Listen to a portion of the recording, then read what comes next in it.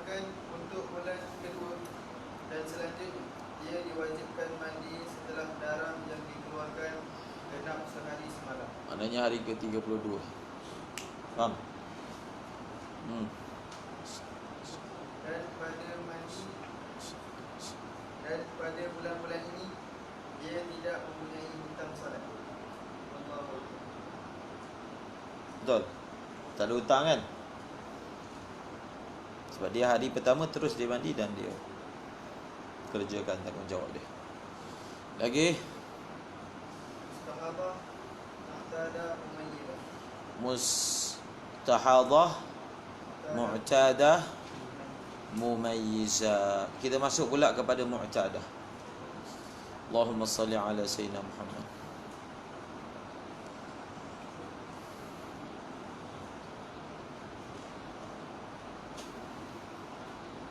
Baca matan. Baca matan. Bismillahirrahmanirrahim. Aw mu'tadatan bi an sabaqa laha haidun wa tuhurun wa turadu ilaihima qadran wa waqtan. Sebelum tu dah kan? Baca sebelum tu. Aw mu'tadatan la mumayyizatan. Okey. Bi an ra'athu bi sifatin aw faqadat syarta tamyizin. Maka Al-azharu anna haidaha yawmun wa laylatun. di haid dia yaumun wa lailatun. Kemudian Wa tuhraha tis'un wa ishruna. wa tuhraha 29. Seterusnya Aw mu'tadatan bi an sabaqa laha haidun. au mu'tadatan. Kita nak tengok apakah qaul muqabil bagi masalah mubtada'a ghairu mumayyizah. Baca. Aw mu'tadatan Nanti dalam soalan periksa kita juga tanya martabatul khilaf. Faham? Faham martabatul khilaf apa? Maksudnya nyatakan pendapat yang rajih fil asah.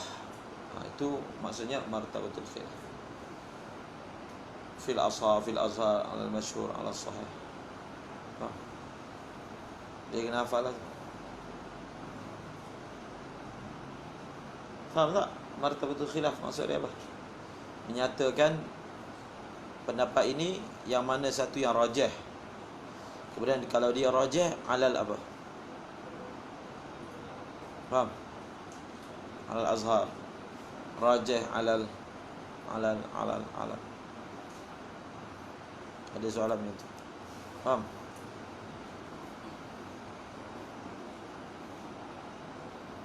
Okey. Jadi dia tak semestinya kita hafal. Kalau kamu hafal matan minhaj tu, boleh jawab.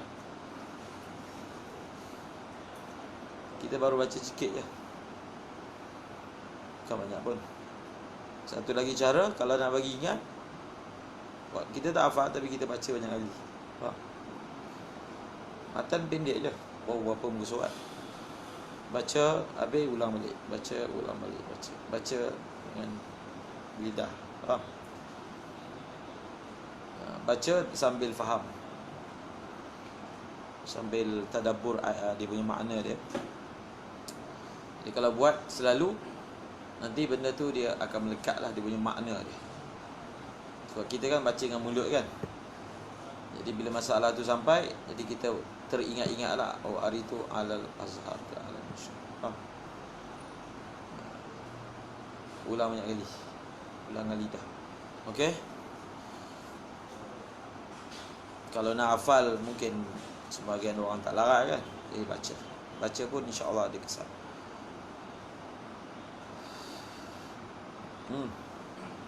Duduk dulu. al-azharu anna haidaha yawmun wa laylatun. Jadi haid dia yaumun wa lailah. Cuba tengok. Kita guna konsep apa? Kita bila belajar fiqh kena ada zauq. Kelas 6, kelas 7, kelas 8 dan seterusnya perlu membina zauq. Faham? Bukan hanya kita hafal masail itu. Masail itu memang dikira tamhid lah juga untuk membina malakah fiqhiyah. Tidak dapat tidak, mula-mula memang kita hafal masalah, surah masalah, hafal jawapan dia. surah masalah hafal. Itu untuk mubtadiin. Tapi bila dah naik ke atas dan seterusnya, maka kita perlu bina zauq. Zauq itu boleh dibina dengan mengetahui ilat. Faham? Dengan mengetahui ilat. Satu soalan ditanya, kita bagi jawapan. Apa ilat bagi jawapan tu? Selalu saya ulang dalam kelas ni kan. Jadi ilat dalam jawapan tu, bila kita selalu dengar, selalu perhati, selalu fikir, maka dia akan membina satu malakah fiqhiyah dalam diri kita. Faham? Kita tak nak kaku, tapi kita nak ada zauq. Okey, tengok apa hujahnya, bahawasanya kalau dia ghairu mumayyizah sehari semalam. Tengok, baca. تقرأ 29 بقية الشهر والثاني تقيد غالب البيت 6 أو 7 قيل Apa dia? والثاني تقيد غالب البيت. Pendapat kedua kata kalau perempuan yang mubtadaah dia ghairu mumayyizah. Kalau dia mu'tadah, kita ada satu lagi jalan penyelesaian. Kita pakai adat dia. Sekarang ni kita nak pakai warna darah tak boleh. Faham tak? Sebab apa kita tak boleh pakai warna darah? Kaedah warna dan kuat dan lemah tak boleh pakai sebab tak cukup syarat. Maka kalau dia itu mu'tadah, kita ada satu lagi cara untuk tentukan haid dia, iaitu kita pakai adat. Faham? Perempuan ni punya adat macam mana? Tapi masalahnya perempuan ni tak ada adat. Dia tak ada adat, dia kali pertama keluar. So bila kali pertama keluar, tak boleh pakai adat dia. Dia tak ada adat, nak pakai adat apa? Pendapat muqabil mengatakan kita pakai adat, tetapi adat kebiasaan wanita lain, bukan adat perempuan tu secara khusus, tapi adat umum. Di sinilah berfaedah ibarat yang menyebut tentang ghalib haid satu kadar tertentu kan. Tetapi nampak tak, ghalibuhu tu hanya berfaedah atas qaul muqabil dipakai. Maknanya kita kira perempuan ini haid dia pakai ghalib. Ghalib haid adalah apa? 6 hari ataupun 7 hari. Maka haid dia untuk ghairu mumayyizah ini mubtadaah adalah berapa? 7 hari. 23 hari kita hukum dia sebagai suci. Tetapi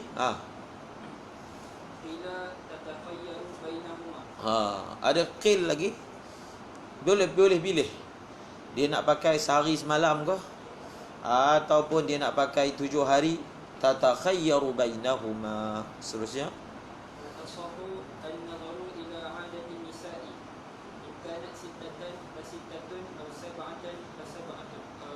bainahuma ni kembali kepada 6 dengan 7 kan? 6 dengan 7. Lagi pendapat yang asah. Pendapat yang asah ni maksudnya pendapat yang asah berdasarkan pendapat yang dhaif. Faham? Kalau kita ambil qaul muqabil azhar yang melihat kepada ghalib, ada pendapat kata boleh pilih, nak ambil 6 pun boleh, nak ambil 7 pun boleh. Ada pendapat yang mengatakan kita tengok kepada apa? Ila adatin nisa. Seterusnya, mungkin adatun nisa merujuk kepada tempat dia ke? Merujuk kepada keluarga dia ke? Kalau biasanya orang tempat dia itu adatnya 6, maka dia ambil 6. Kalau adatnya 7, ambil 7. Itu pendapat yang ditarjihkan atas qaul dhaif. Lagi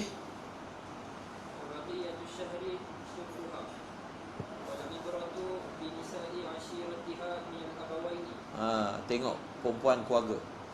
Kemudian ada kata tengok nisa asobat, bukan hanya yang keluarga dekat ni, keluarga perempuan yang keluarga dia yang perempuan yang asobah yang jauh pun diambil kira juga. Kemudian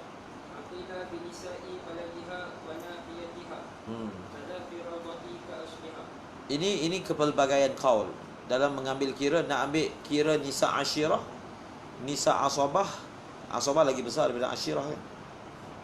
Kemudian nisa balad atau nisa nahiyah. Khilaf. Seterusnya Makna minal abawaini Diqorina tisani al-muhtabari fi mahril misli Mafil kifayati Annahu la farqa bainal aqaribi minal abi wal abi. Lagi. Bas. Di sini musannif tak bagi tahu apakah wajah mentarjihkan pendapat bahawasanya sehari semalam. Tak ada kan? Tak ada. Ada ke tak ada? Tak ada ke ada? Tak ada. Dia kalau budak kecil, yang hujung tu dia ikut kan? Ada ke tak ada? Tak ada. Tak ada ke ada? Ada. Cakap ada pula. Saya cakap tak ada. Dia ikut perkataan yang terakhir yang dia dengar. Faham? Tengok dalam kitab lain yang ada sebut.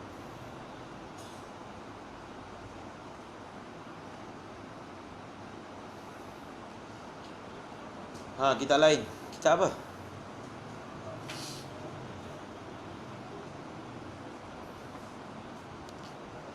Bila kita belajar kitab ni, kita tak mampu nak belajar semua kitab fiqh kan. Kitab fiqh ni banyak. Terlalu banyak.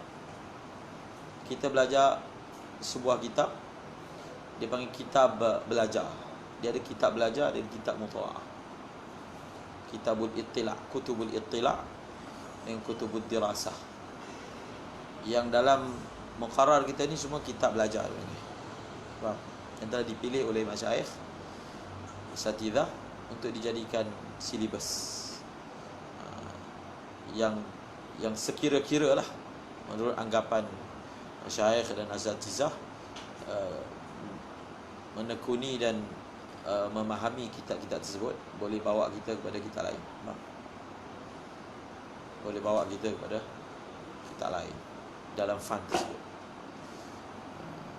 Jadi kita belajar sesebuah kitab mempelajari fan sebenarnya. Fan.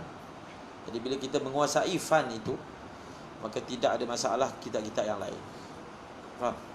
Sebenarnya tak mungkin kita boleh talaki semua kitab. Tak mungkin, kan? Maka ambil kitab yang mengumpulkan, yang bersifat mengumpulkan maqasidul ulum dia panggil. Poin-poin besar, inti-inti besar dalam pelajaran tersebut, maka dia boleh membantu kita membaca kitab-kitab yang lain. Faham? Okey, tengok.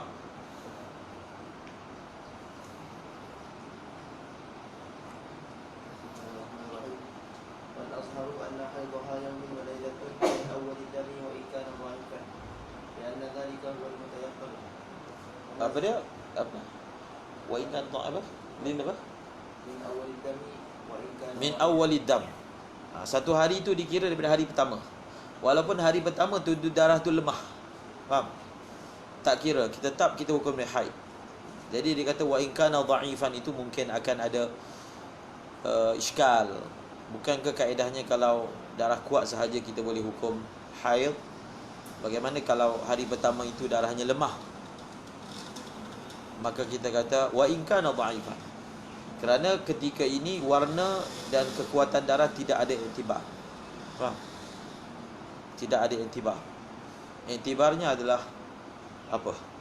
Pendapat Muqabil kata kita bila warna dan kekuatan darah tidak boleh dipakai menjadi kayu ukur, kita pergi kepada adat.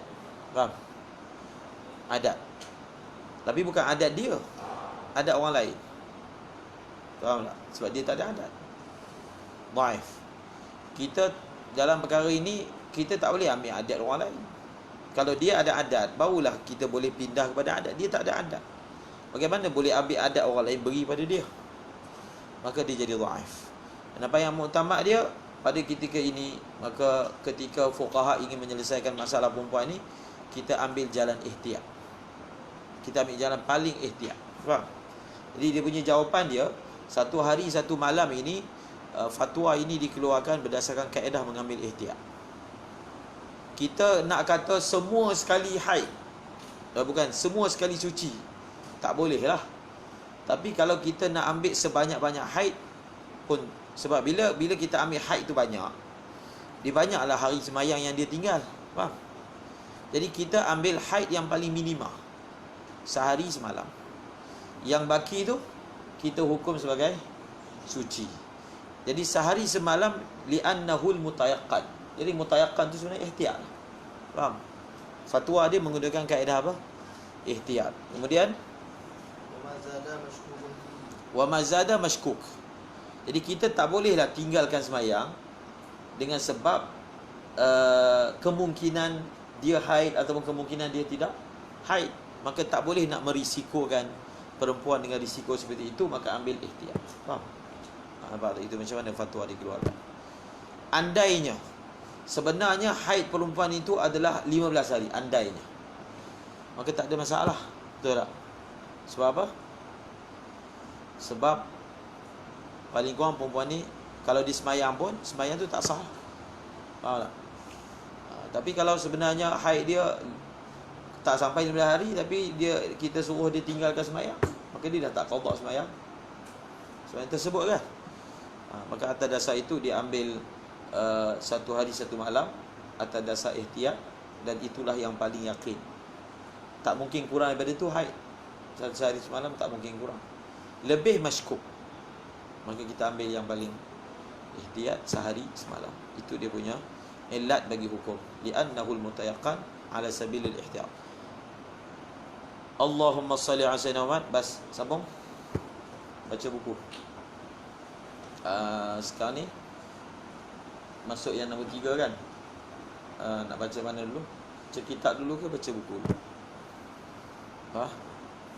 Mana yang bagus baca?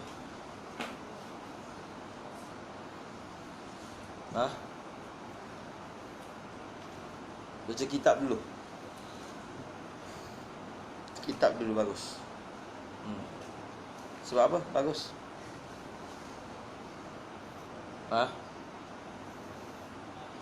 Sebab apa baca kitab bagus? Baca buku.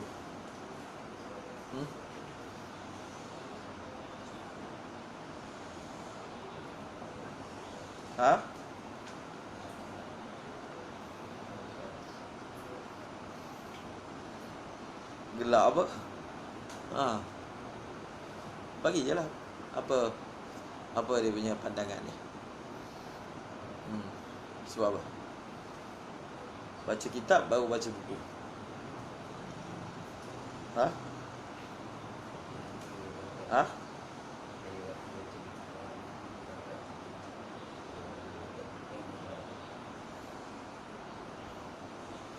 Dengar lah. Cakap lah kuat sikit, tapi yakin diri sikit.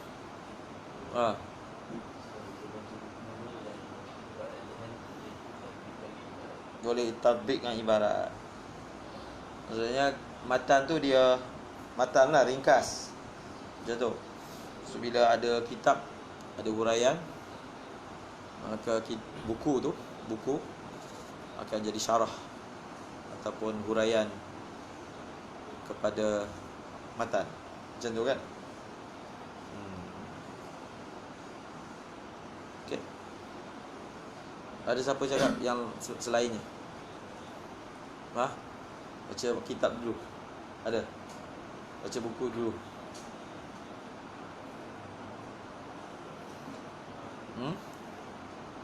Tak ada. Okey. Dia dua-dua harus. Tak ada haram yang mana satu pun. Semua yang mana afdal. Faham tak? Jadi afdal, bila kita kata afdal, mesti kena ada wajah afdaliyah. Kenapa kata ini lebih bagus berbanding ini? Faham? Semata-mata ini afdal, ini tak afdal, itu dipanggil dakwah. Faham? Dakwah semua boleh cakap. Dakwah mesti disokong oleh sebab wajah. Kenapa? Jadi begitu seorang yang belajar berfikir. Faham tak? Kecuali dalam bab-bab ta'abbud lah. Jadi kita nak tahu hikmah. Okey? Baca.